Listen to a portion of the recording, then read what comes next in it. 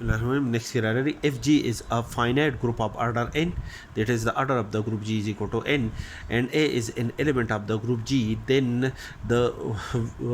operate the element A n time with itself under the binary operation defined in a group G gives an identity element E of the group G. Proof: since G is a finite group such that the order of the group G is equal to n is in a given hypothesis. Therefore, the order of each element of the group G is also finite. Since G is a finite group, therefore the order of each element of the group G is also finite. Let A be an element of the group G and the order of the element A is equal to m, where m is n is an integer, is a positive integer,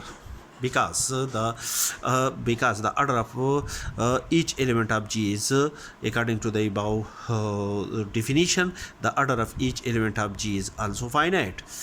By a theorem which discussed in lecture number 133, which state that the order of an element of a finite group divide the order of the group.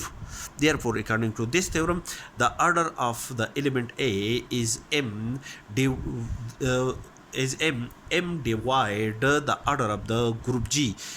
and the order of the group G is equal to n. According to this result, when m divide the order of the group G, then according to this result there exists an integer q such that m multiplied by q is equal to n, where n is the order of the group G. Hence, a raised to power n is equal to a raised to power mq is equal to a raised to power m raised to power q, and the order of the according to our above supposition, the order of an element A is equal to m. Therefore, when we operate the element A m time with itself gives an identity element of the group G. Therefore, a raised to power m is equal to e raised to the power q, and when we operate the identity element q time with itself gives an identity element E of the group G, which is our required result.